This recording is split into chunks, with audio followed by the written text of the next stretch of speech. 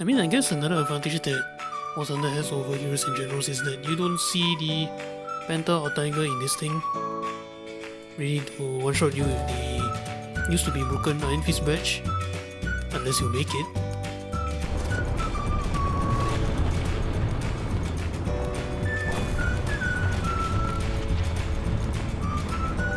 What do you want me, motherfucker?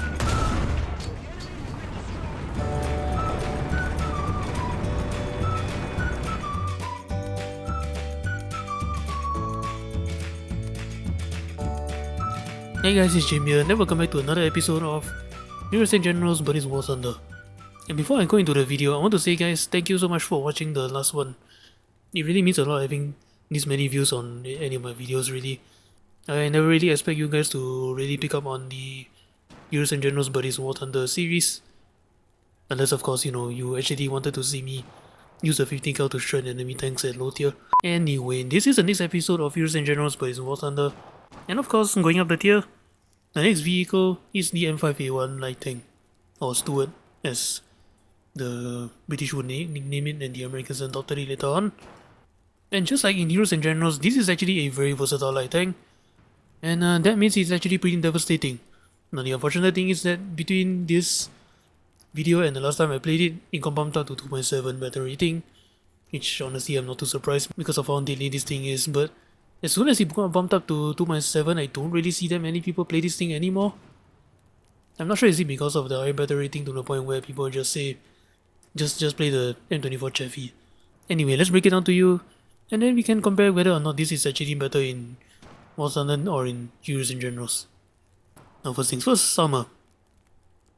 You have 29mm of armor right here, 29mm of armor right here, sloped at 15 degrees, which is actually pretty excellent. You'll be surprised at what kind of rounds you can bounce with this, but if I'll be honest, if you get up tier, which you definitely will, don't count on this protecting you anytime soon.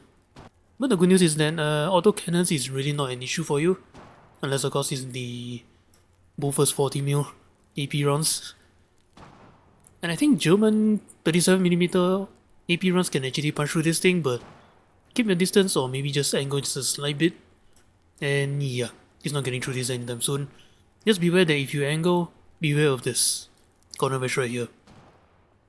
I'm not exactly sure why they decided to make this like 63mm of armor, like, what? No, as light armor goes, you have a really powerful horsepower engine at this low of a battle rating for something that only weighs 15.7 tons, so that means your max speed is at 58 km an hour, and building up to that speed is really not an issue. Just you might struggle a little bit because the tracks are a little bit narrow, but that's about it. And then moving up the turret armor, like in Heroes and Generals, there's a reason why I tell you people not to shoot the turret of the American tank from the front at all. It's because of this. You have 44mm right here sitting underneath a 50mm right here. Yeah, that's at least 95mm of armor right here to go through, and that's not even including the effective thickness of this thing. So yeah, and not to mention volumetric will probably make this super strong. In the event that it does penetrate, however, the cannon bridge will just eat everything. So yeah, this is not something I would actually shoot at. So this actually makes a very good protection when you're doing hold down. Just then, if you happen to be facing this M5A1 Stuart tank, the real question is why the hell didn't you shoot this? And then moving on, firepower of this thing. This is the 37mm M6 cannon, and it's pretty much every other 37mm you'll find at this battle rating. Slight bit of difference, but it's pretty much the same gun. And this is what we'll be firing. The armor piercing cap ballistic cap shell, that pens up to 87mm of armor at point blank.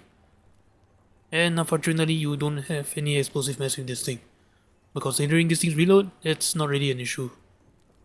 Now you might have noticed that they recently added this, the semi-armor piercing high explosive incendiary shell that kinda behaves like APHE. Just the amount of penetration you have is only 32mm. I get it, most low tier tanks you face don't have that kind of armor on the sides. But yeah, I don't really trust this shell at all, given how little it penetrates at 2.7 battle rating. Yeah, you're better off just using this. You have the reload for it anyway. And the other aspects of the gun, you have 147 rounds of ammunition, which considering that this thing is a light tank, I don't really have anything else much to say. I mean, you can carry as many shells as you want, not like it's really gonna help you with survivability. But if you're worried, then at most I say maybe around 40 rounds, 40 shells, because on average you fire 2 shells for every kill. And reloading rate 3.1 seconds, and that's actually pretty fast. Especially for the fact that your shell don't have explosive mass, so you're definitely gonna need the reload. And even at stock, I'm running Expert Crew on with high level weapon reloading. Even at stock, it's actually still a pretty fast reloading gun. I mean, again, it's a 37mm, so shouldn't really come as a surprise. Vertical guidance, negative 12 gun depression. That's actually pretty excellent, especially if you want to play hold down and make use of that turret armor. And targeting speed 21 degrees a second, that's actually pretty excellent if you're doing flank and spiking instead. Which is why this thing is actually pretty versatile. You can play hold down defensively, or you can go flank and spank. Now, targeting vertical speed 3.5 degrees a second, this is something you need to be careful of, because you have a pretty wide field of fire in terms of vertical guidance, so there will be moments where your gun is just awkwardly pointing up to the sky and it's taking its own sweet time to come back down. So this is something you need to be careful of. Make sure your gun is level. And finally, gun stabilizer vertical. Now, it's nice to have a gun stabilizer at times, especially when you're driving a little bit slow within these things' vertical speed, and you don't have to wait for your tank to stop. But here's the thing though, the thing is, this tank is a little bit fast, so this gun stabilizer, you may feel like it's a bit of a double-edged sword. Sometimes it does affect your aiming a little bit. And so there you have it, this is the M5A1 light tank. Now, how does this thing compare with Heroes and Generals? The answer is, it's really not that much of a difference. It's fast, it shoots fast, and the gun actually does quite a bit of damage. Turret armor actually works. The only difference is that in Heroes and Generals, this machine gun right here works. But in War Thunder, you have one in the turret right here and one up here. This one nobody will use anyway, no matter what you do. And as well as in Heroes and Generals, they say that the M5A1 has a gun stabilizer. But all my time playing the M5A1 in Heroes and Generals, that doesn't feel like it is. However, the one in War Thunder does actually work. Gun stabilizer are effective up to about 25 kilometers an hour, but sometimes it feels like a double-edged sword because of how fast you're moving. I mean, I guess another advantage that War Thunder has over Heroes and Generals is that you don't see the Panther or Tiger in this thing unless you make it. Anyway, that's all I gotta say about the light tank. Now let's take this thing out into battle, and hopefully I can do something at 2.7 battle rating. I still think it's a little bit too high a battle rating because of all the T-34s, but anyway, I'll let you decide on that. And for now, let's just go out and do the best we can with this thing.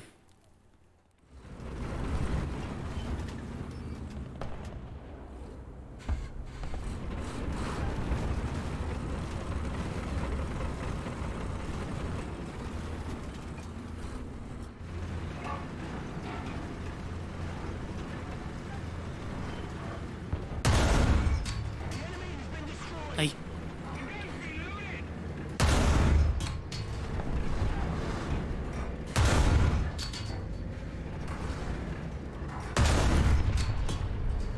That's gonna hold me down. Attention to the map.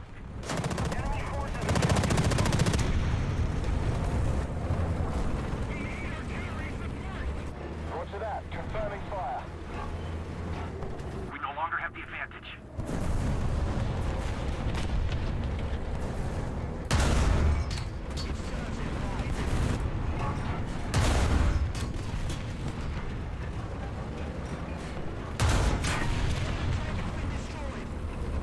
Ooh. Seaside, seaside, seaside.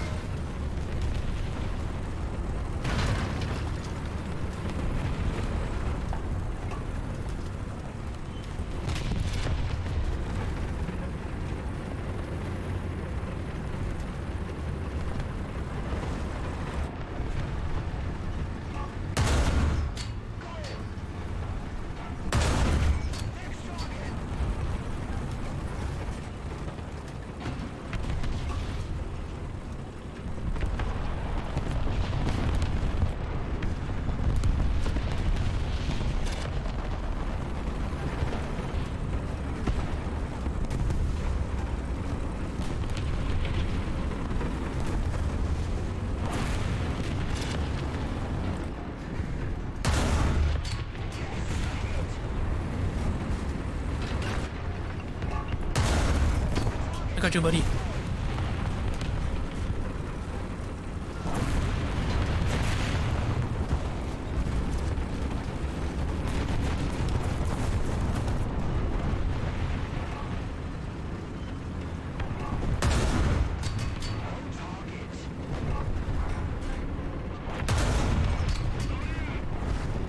Allied forces have captured the zone.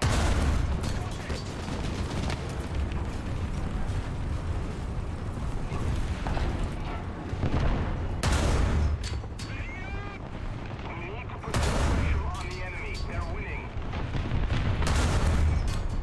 Come on, die!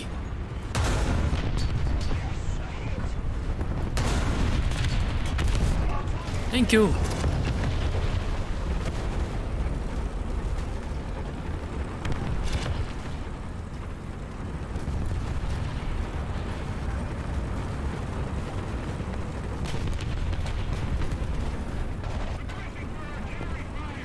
Roger that. Artillery, fire!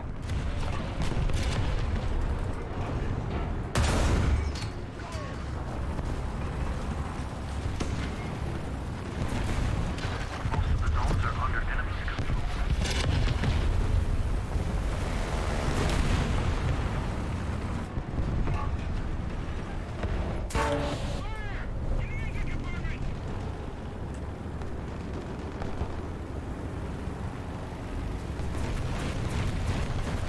Guys, please! To the designated grid zone.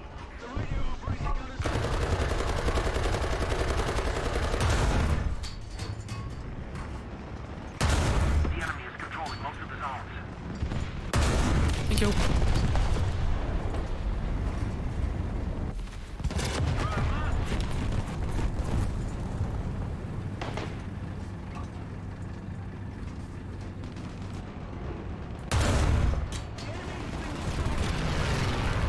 Oh, and that thing is at 1.0, man. That's a big threat. Winning. We must counterattack. Allied forces have captured a zone.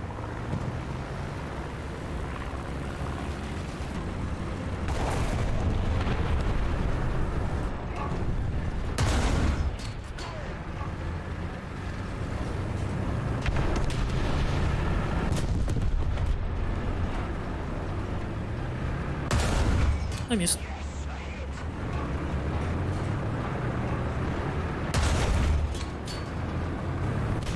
Oh, Allied forces captured the zone.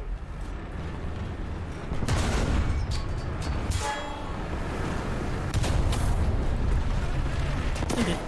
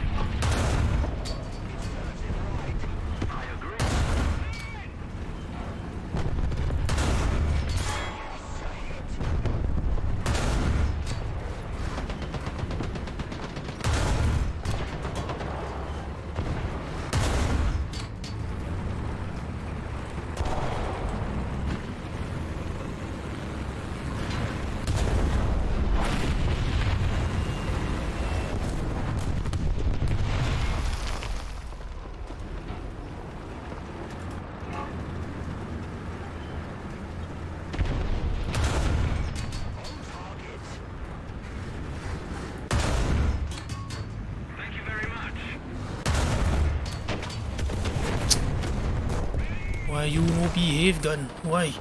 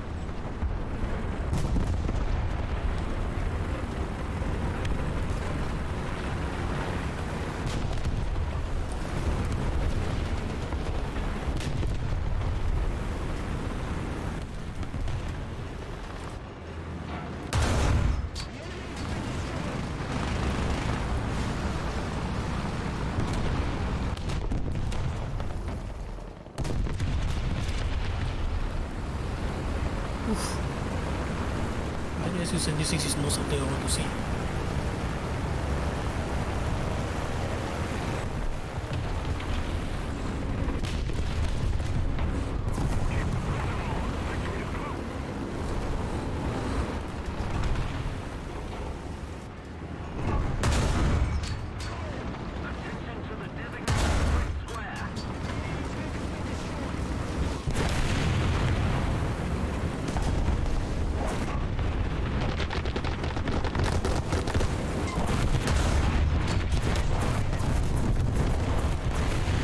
How did that happen?